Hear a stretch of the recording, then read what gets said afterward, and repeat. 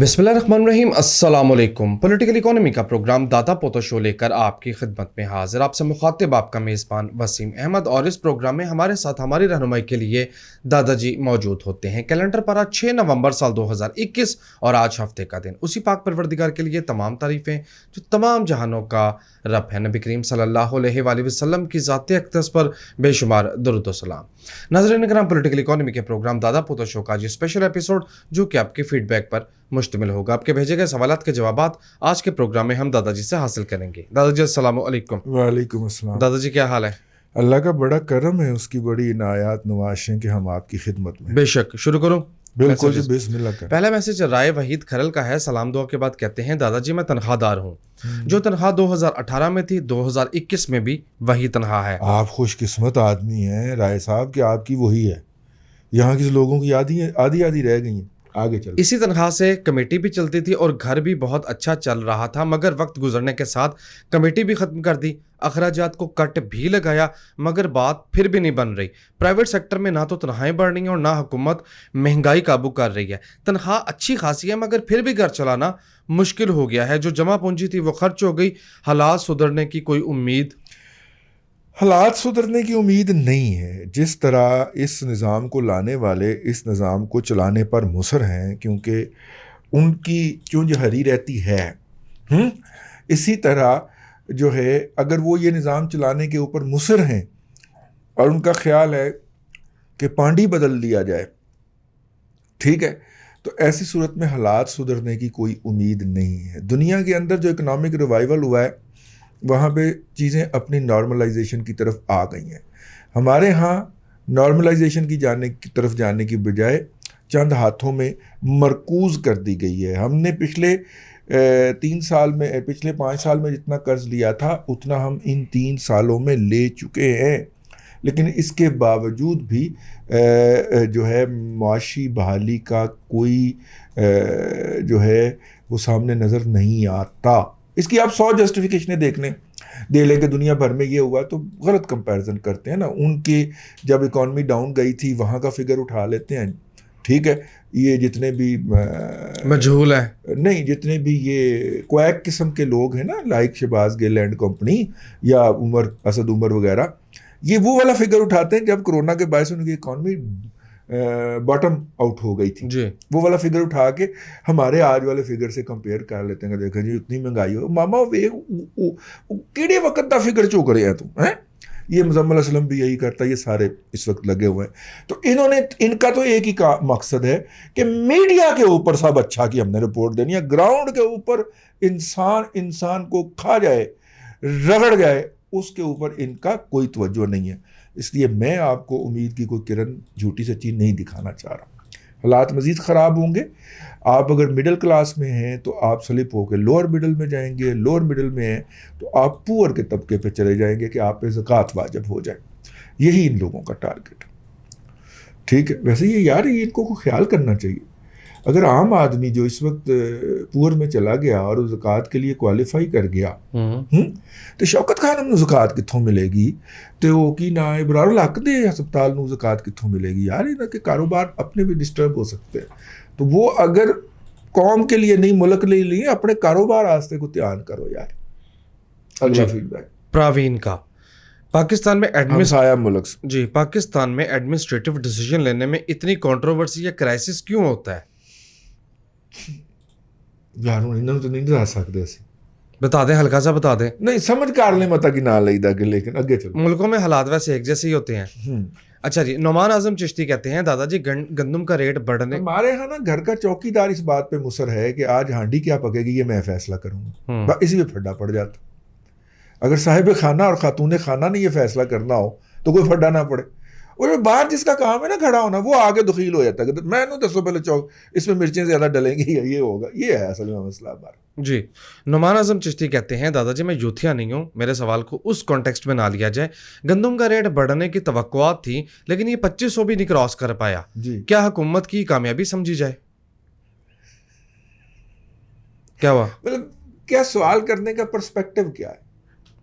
क्या हुकूमत इसकी कीमत को कंट्रोल करने में? पर्सपेक्टिव है یا کنزیومر پرسپیکٹو ہے؟ آپ بتائیے آپ ایز اے وٹ یہ سوال کریں. مجھے تو کنزیومر ہی لگتے ہیں. نہیں، اگر یہ 25,000 سے اوپر نہیں جا پایا یا 3,000 تک جانا چاہیے تھا اس کو، یہ تو آپ کی توقع ہو سکتی ہے نا.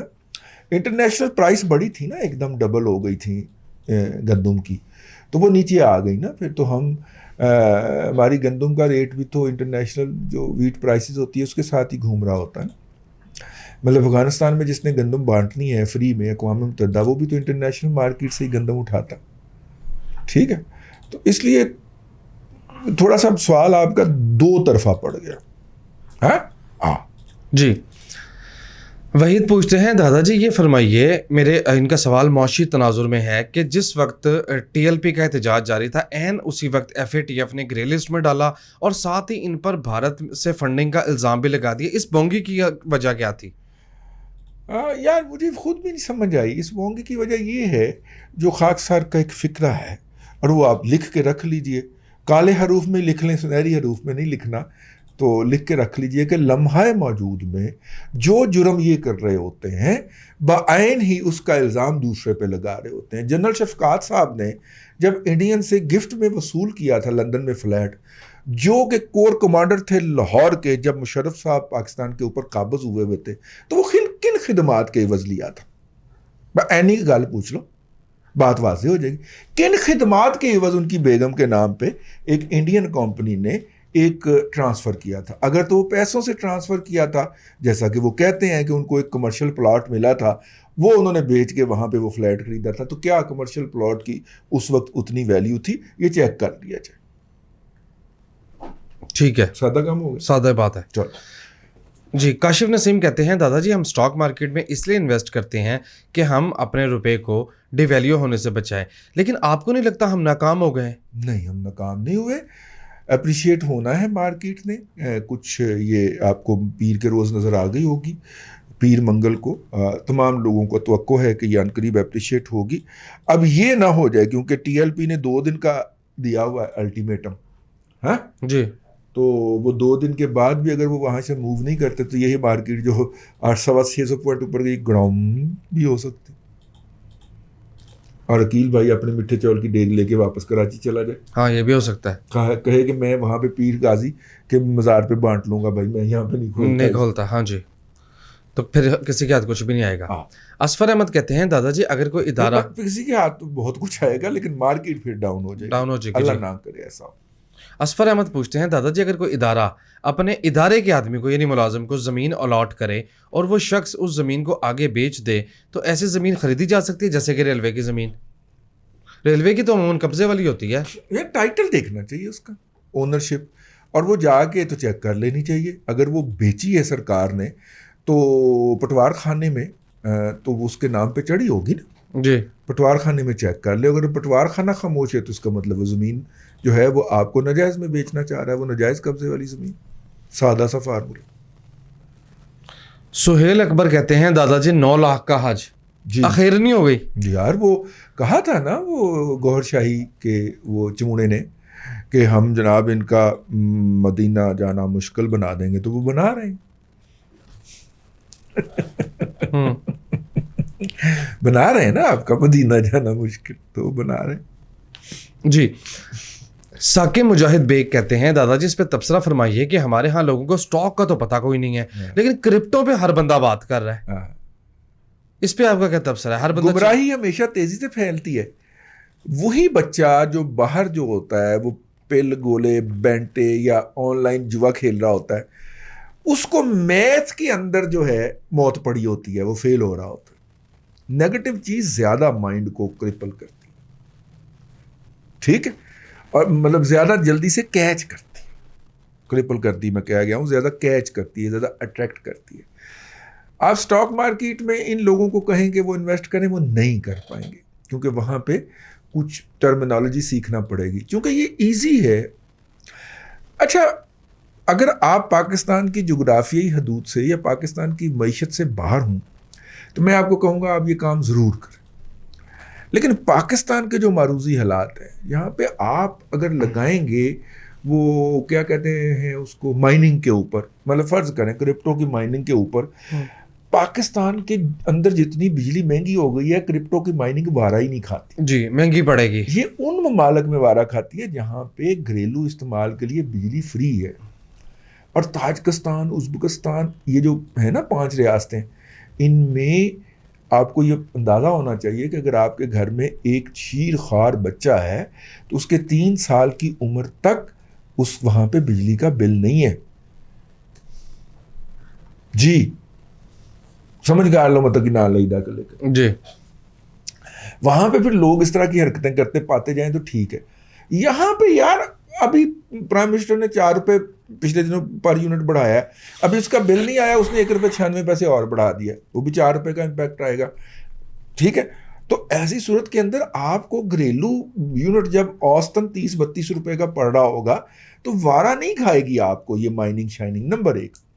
نمبر 2، دیکھیے یہ اصول دنیا کے اندر 1400 سال پہلے حضرت عمر بن خطاب نے طے کر دیا کہ شرح تبادلہ جو ہوگی، کرنسی کی ویلیو جو ہوگی، وہ فکس کرنا ریاست کا حق ہوگا.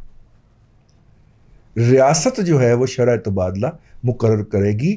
اور انہوں نے اسی لیے یہودی وہاں سے بھاگے تھے نا، جو شرح تبادلہ کا حق اپنے پاس رکھنا چاہتے تھے. میں ایک فقرہ کہا کرتا ہوں، یہودی اور یہودیوں کی نجائز اولاد آج تک عمر کے اوپر تبرہ کرتی پائی جا رہی ہے. بس بات ختم، فینش. کیوں؟ کیونکہ انہوں نے انسانیت کی تاریخ میں سب سے پہلی مرتبہ یہ ڈیفینیشن دی تھی کہ ریاست کا یہ حق ہے اور فرض ہے کہ وہ شرح مبادلہ مقرر کرے تاکہ کوئی ایک طبقہ کسی دوسری کمیونٹی کی ایکسپلائٹیشن نہ کر سکے. ٹھیک، یہ جو فلوٹنگ انٹر بینک ریٹ ہے، یہ ڈالر کا ریٹ یا شرح تبادلہ مقرر کرنے کا حق یہودی کو واپس دینا تھا. سب سے پہلے اس نے دوسری جنگ عظیم کے بعد وہ جو جہاز پہ میٹنگ ہوئی تھی اس میں سب سے پہلے رائٹ اس نے یہ امریکہ میں لیا تھا. اور کرتے کراتے 2001 میں آ کے بذریعہ شوکت عزیز انہوں نے یہاں پہ بھی یہ رائٹ لے لیا ہوا. فلوٹنگ انٹر بینک ریٹ جو ہے یہ 2001 میں آیا تھا نا پاکستان. ٹھیک ہو گئے جی. تو کیا کہا تھا انہوں نے، بات وہاں پہ رہ گئی. کرپٹو میں ہر بندہ چیمپئن بنا ہوا ہے. کرپٹو کے پیچھے ہے کون؟ ریاست کی سوورینٹی نے پیسے کی گارنٹی کرنی ہے نا، یا ریاست خود مختار ریاست ہے، وہ شرح مبادلہ اختیار کرے گی. یہ دنیا بھر کی ڈیفینیشن ہے کرنسی کی. سونے کا تو وہ 73 میں ختم کر دیا تھا نا کہ اتنا سونا اور اتنے پیسے، نہیں، وہ ختم ہو گیا ہوا ہے. اپ ڈیٹ کر لیجئے اپنا نالج. اب صرف ریاست کی سوورینٹی چلتی ہے کہ سوورن ریاست ہے، وہ گارنٹی کر رہی ہے، ڈن. حامل حقوق کو مطالبہ پر ادا کرے گا. حکومت پاکستان کے یقین دہانی پر، گارنٹی پر جاری ہوا جی، ڈن. کوئی سونا وونا نہیں چاہیے. ٹھیک ہو گیا، یہاں تک ٹھیک ہو گیا. اب جناب وہ پیچھے سے ریاست ہی غائب کرنا چاہ رہے، اور جنہوں نے یہ نظام ہے ان کو لانچ کیا ہوا ہے، ان کو بھی فکر پڑ گئی کہ کرنسی کے پیچھے یہ آپ دیکھیں نا، اس کے اندر اسپیکولیشن کتنی زیادہ. میرا سب سے بڑا سوال یہ جو کہتے ہیں نا سونے کے سکے اور چاندی کی اشرفیاں جاری کر دیں تو مسائل حل ہو جائیں گے، میرا ان سے یہ سوال ہوتا ہے کہ سونا اور چاندی جو ہے وہ تو خود ٹریڈیبل اور فلکچویٹڈ کموڈٹی ہے، تو اس کو ہم سٹینڈرڈ کیسے مان لیں بھئی؟ وہ تو خود سپیکولیٹ ہوتا ہے انٹرنیشنل مارکیٹ کے اندر. ٹھیک ہے نا، کوئی آلٹرنیٹو اس کا پیرامیٹر لے کے آئیں. ٹھیک ہو گیا، جو قابل قبول بھی ہو، جو قابل قبول ہو اور جو قابل عمل ہو. لیکن آپ رولا ڈالتے جائیں. وہ گورا آیا ہوا تھا نا، اس نے وہ ضیاء شاہد صاحب کی بہو سے شادی بھی میرے خیال کر لی، اور وہ سونے اور گولڈ کا اور اوریا صاحب ان کے ساتھ. میرا بنیادی سوال ہے یار، جب میں سونے کو ایکسچینج ریٹ کے طور پہ، گولڈ سٹینڈرڈ کے طور پہ یا سٹینڈرڈ کے طور پہ نہیں مان رہا، تو اس کو کیسے مان لیں؟ سوال پیدا ہوتا ہے نا جی. ٹھیک ہے، اور اس وقت لوگ کہہ رہے ہیں کہ اتنا بڑا سکینڈل ہوگا بھائی جان کہ آپ کی نسلیں روئیں گی، تو اس لیے بچ جائیں اس سے. ہمارا کام ہے آواز لگا دینا. ہم نے لسانی کا بولا بچ جائیں، ہم نے بی فار یو کا بولا بچ جائیں. جو بچ گئے تھینک یو ویری مچ، نہیں بچے روو بیک. اگلی بات یہ دیکھیں، ہاں طاہر صدیقی کا سوال بھی میں مکس کرتا چلوں. کہتے ہیں دادا جی آج کی ڈیٹ کی بات یہ ہے کہ آکٹا ایفیکس میں لوگوں کو بہت شدید نقصان ہوا ہے. ہاں اب آپ کا اس پہ کیا تبصرہ ہے؟ میں پہلے دن سے مخالف ہوں بھائی. جو سافٹ ویئر آپ کا پاکستان میں بیس نہیں کرتا، جس کا کوئی ذمہ دار کو آپ جا کے ایسے نہیں پکڑ سکتے، تو بھائی کیا فائدہ اس انی واہی لگی ہوئی ہو یار. یہ بالکل ویسے لوگ ہیں کہ جو ان کو کہتے ہیں ایجنٹ، کہ اس طرح آپ ایران میں جانا اور پھر وہاں سے ترکی میں جانا اور وہاں سے ہم مہاجر بنا کے تمہیں یورپ میں لے جائیں گے تو 15 لاکھ میں نے دے دیں. جی یہ چول جو ہوتا ہے وہ 15 لاکھ کی ٹیکسی لے کے نا، اگر یونائٹڈ والی گاڑی لے کے 12 لاکھ کی وہ اوبر پہ چلانا شروع کر دے تو شاید یورپ سے زیادہ پیسے کما لے اور جان کو بھی خطرہ نہ ہو. اور ان میں سے بیشتر لوگ راستے میں مارے جاتے ہیں. ہاں جی ٹھیک ہے، ان کی لاشوں کو دفنانے والا کوئی نہیں ہوتا، لیکن چونکہ لائی لگ گئے. ٹھیک ہے، دنیا کا ایکسپوجر صرف ایتھے ہے، کوئی فزیکل ایکسپوجر نہیں ہے دنیا کا.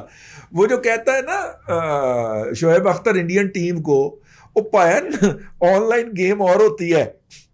ٹھیک ہے، میدان میں اترے کھیلنا ہے، میدان میں اور ہوتی ہے، تو میدان میں کھیلو آ کے. اسی طرح میں ان لوگوں کو کہتا ہوں کہ منڈی بہاؤالدین کے دور دراز گاؤں والا بندہ جسے لاہور آتے ہوئے جس کو چکر آ جاتے ہیں بتیاں دیکھتے ہوئے، وہ یورپ کے خواب دیکھے گا تو یار پھر زیادتی والی گال لی ہے، بے موت ہی مارا جائے گا. ٹھیک ہے نا. مطلب جن کے گھر کچے ہوتے ہیں، بڑی معذرت کے ساتھ ان کو رب کے گھر میں جا کے پہلا امپریشن تو وہاں پہ جو فرینچ ماربل لگا ہوا ہے اس سے ہی وہ ہو جاتے ہیں، کیا مولا شاندار گھر بنائی. جن کے اپنے گھروں سے ابھی کچے ہیں ان کو تو مولا کا گھر کمال کا لگے گا نا یار. وہ اس کے دوسرے اسپیکٹ سے بھی امپریس ہو رہے ہوں گے. اب پتہ نہیں یہ بات مجھے کہنی چاہیے کہ نہیں کہنی چاہیے. عقیدت ایک اپنا امپریشن ہے، رب کا حکم ایک اپنی بات ہے، لیکن وہ دیکھ کے امپریس ہو جان گے، واہ مولا کی گھر بنایا جاتا. ٹھیک ہے، مثال کے طور پہ بات ہو رہی ہے، مثال کے طور پہ بات ہو رہی ہے، اس سے کوئی اور مطلب نہ لیا کر. اور جس بندے کا منڈی بہاؤالدین کا ایکسپوجر نہیں ہے کہ وہ شہر جانا ہوا پیو کہنا تو میں آپ پہ جا کے لے آؤں. ٹھیک ہے، جس کو ابا جی شہر نہیں آنے دیتے، اب وہ جناب اسپین جانے کے خواب دیکھتا ہے اور اسی میں بے موت مارا جاتا ہے. اور جاتے جاتے ماں پیو کو بھی تھلے لگا جاتا ہے، 25-30 لاکھ روپے خرچ کروا جاتا ہے. وہ شاید ان کی نسلوں کی بچت نہیں ہوتی. جی نیکسٹ میسج. ٹھیک ہے، یہاں سے اگر 50 کا ٹولہ چلا ہے اور 30 پہنچ گئے ہیں تو میں ان 20 کے ساتھ ہوں جو رستے میں مارے گئے ہیں یا جیلوں میں قید ہو گئے ہیں 8-10 سال کے لیے. اور جب وہ وہاں سے رہا ہو کے ڈیپورٹ ہوں گے، ٹھیک ہے، اور شاید ان کے ماں باپ کے پاس اتنے بھی پیسے نہ ہوں کہ وہ ان کو ٹکٹ دے کے واپس بلا سکے، اس وقت میں ان 20 کی ٹریجڈی کے ساتھ ہوں. اب کیا کروں، اس راستے سے گئے ہوئے لوگ کامیاب بھی ہو جاتے ہیں تو وہ ایگزامپل بن جاتے ہیں، سمبولک ہو جاتا ہے، باقی کے لیے ایگزامپل بن جاتے ہیں. ایگزیکٹلی اسی طرح کہ ایک بیج میں سے 3 یا 4 بیجز میں سے کوئی ایک ایسی خاتون ہوتی ہیں، چل یار یہ رہنے دے، یہ فکر مثال ذرا زیادہ ہی واحیات ہو جاتی ہے. جی ثاقب کہتے ہیں دادا جی جے ایس گلوبل اور منیر خنانی کیسے بروکر ہے؟ آپ پہلے بتائیں رہتے کا اسلام آباد میں دونوں ہی ایکولی گڈ ایکولی بیڈ. جی منیر خنانی ذرا انڈیویجول بروکریج ہاؤس ہے، جے ایس جو ہے وہ ذرا انسٹیٹیوشنل ہو گیا ہوا. اب پتہ نہیں وہاں کی ٹیم کیسی ہے، لیکن دونوں ایکولی گڈ ایکولی بیڈ. جی نہیں، بٹ آپ کے میسج کا شکریہ. کہتے ہیں آپ کی باتیں سن کے اسٹاک مارکیٹ میں انویسٹ کرنے کو دل تو بہت کرتا ہے، مگر میرے پاس پیسے بہت کم ہیں. جتنے کم پیسے سے مارکیٹ میں انٹری لیں گے اتنا زیادہ اچھا ہوگا، اور آہستہ آہستہ اس میں سیونگ ڈالتے جائیں، یہی آپ کی کامیابی ہوگی. آج کل میچ چل رہے ہیں، میچ کے دوران مختلف انشورنس کمپنیوں کو اشتہار آ رہے ہیں. خدارہ اگر آپ کے پاس پیسے آئیں اور آپ کا دل کرے تو ان پیسوں کو جا کے راوی میں پھینک آئیے گا. اگر راوی کا دریا دور لگے تو شہر کے اندر سے ایک نہر گزرتی ہے، اس میں ڈال دیجیے گا. انشورنس نہ کروائیے گا. فیملی میں 2 ڈیتھس ہوئی ہیں، دونوں کی انشورنس کلیم کرنے کا مجرم ہوا ہوں. رول لگائے، اور ایک تو یہ کہ رلے بہت، اور دوسرا یہ کہ وہ تمام جو وعدے تھے اس کے اندر جو لکھ کے دیے ہوئے ہیں وہ سارے فضول اور واہیات تھے. اس وقت لالے اس بات کے پڑے ہوئے ہیں کہ یار اتنے ہی مل جائیں جتنے انہوں نے کیش میں ادا کیے تھے. ایک پارٹی جو ہے وہ ایک پارٹی 12.5 لاکھ ادا کر چکی تھی, 10 لاکھ نہیں مل رہے واپس. کب کیے تھے بھلا انویسٹ؟ $60 پہ. 60 کے ڈالر پہ, اور 12.5 دے کے 10 نہیں مل رہے واپس. اس لیے خدا را اپنے آپ کو نہ میوچل فنڈ میں جانا نہ انشورنس میں جانا. پیسے کو ویسے رکھ لیں, زیادہ محفوظ ہو جائے گا. انشورنس نہ کروانا, اللہ کے بندو یہ موجودہ دور کی انشورنس مت کروائیے گا, مارے جائیں گی آپ کی آئندہ نسلیں مارے جائیں گی. 12.5 کا 10 لاکھ ملنا ہے, ضلالت الگ ہو رہی ہے, اس ضلالت کو بھول جائیں. چلیں ساڑھا چہرہ ویک کے ضلالت میں کچھ کمی آ جائے گی, آئی ہے ٹھیک ہے, لیکن نو وے. وائنڈ اپ کیجیے, ٹائم ختم ہو گیا. ٹھیک ہے, یہ جو ہے اس طرح کی چیزوں کے اوپر آپ کو میں عرض کرتا رہتا ہوں, ان کے اشتہارات بڑے اٹریکٹیو ہیں. ٹھیک ہے, بیٹی کی پڑھائی, بیٹے کا جناب باہر جانا, یہ سارا کچھ, لیکن ریالٹی بہت بری ہے. اور یہ اسی طرح کی ریالٹی ہے جو ایک ایجنٹ جو ہے, ہیومن سمگلر جو ہے, وہ آ کے اس گاؤں میں اس بچے کو گمراہ کرتا ہے جو 4تھی کلاس میں سے بھاگ گیا تھا. علم کا کوئی مقابلہ نہیں. اپنے آپ کو علم کے ہتھیار سے مسلح کریں, اور علم آپ کا اتنا مضبوط ہو کہ وہ نہ تو کسی داعش کے ہتھے چڑھ سکے نہ کسی لبیک کے ہتھے چڑھ سکے. یہ سارے فراڈیے ہیں. داعش بھی اتنا ہی خطرناک ہے جتنا خطرناک لبیک ہے. اپنے بچوں کو ذہنی طور پہ ان سے بچا کے صراط مستقیم اور اجتماعیت والے مائنڈ سیٹ کے اندر رکھ کے جب ایک گلوبل سٹیزن بنائیں گے تو یقین کیجئے آپ کی آئندہ نسلیں اس غربت میں سے اور اس جہالت میں سے نکل جائیں گی, ماورا ہو جائیں گی. وہ آپ کو آئندہ نسلیں جو ہیں وہ مہنگائی کا رونا روتے ہوئے نہیں ملیں گی, کیونکہ آپ نے اس کو علم سے مسلح کیا ہوگا. خود کو بھی مسلح کیجئے علم سے, کیونکہ ساڈا تو پہلا حکم ہی ہے ایسی, پڑھ. رب نے اپنی سب سے محبوب ہستی کو سب سے پہلا جو پیغام بھیجا تھا, میں صدقے جاؤں, اقرا, پڑھ. ہم نے بھی ضد لگا رکھی ہے, دنیا بھر سے جوتے کھائیں گے, دنیا بھر سے ذلیل و خوار ہوں گے, ان کے بوٹ چاٹیں گے, ان کے پاؤں چاٹیں گے, ان کے سامنے جا کے بیٹیاں نیلام کریں گے, لیکن پڑھیں گے نہیں. تو پھر کھاؤ. پہلے لفظ میں حکم آ گیا تھا کہ اقرا, پڑھ. ہم نے کہا پڑھنا نہیں, پڑھے ساڑھے حصے دا کوئی اور, تو جو پڑھے گا آپ کے حصے کا وہی پھر دنیا میں اور آخرت میں سرفراز ہوگا نا. آپ کے تو 27 مر جائیں گے اور اگلے کاغذ پہ دستخط کر کے گھر چلے جائیں گے, تو کیا وہ خون کہاں گیا یار. جو لوگ دکھ ہوتا جو اس پورے ڈرامے کے اندر مارچ کے لبیک کے مارچ ڈرامے میں مارے گئے, شہید ہو گئے, ان کا خون کس کے نام ہے یار. جب تک بچہ جاہل رہے گا اس طرح کے جال سازوں کے ہتھے چڑھتا رہے گا. اس کو علم دیجیے. اللہ آپ کو آسانیاں عطا کرے اور آسانیاں خلق خدا میں تقسیم کرنے کی توفیق. آمین. دادا جی بہت شکریہ. ناظرین کرام, پولیٹیکل اکانومی کا پروگرام دادا پوتو شو اور یہ اسپیشل ایپیسوڈ جو کہ آپ کے فیڈ بیک پر مشتمل تھی آپ دیکھ رہے تھے. میں امید کرتا ہوں کہ آج کی کاوش آپ کو پسند آئی ہوگی. اپنے میزبان وسیم احمد کو دادا جی کے ساتھ اجازت دیجیے. ہفتہ وار تعطیل کے بعد انشاءاللہ العزیز آپ سے ملاقات ہوگی پیر کو. تب تک کے لیے اللہ حافظ.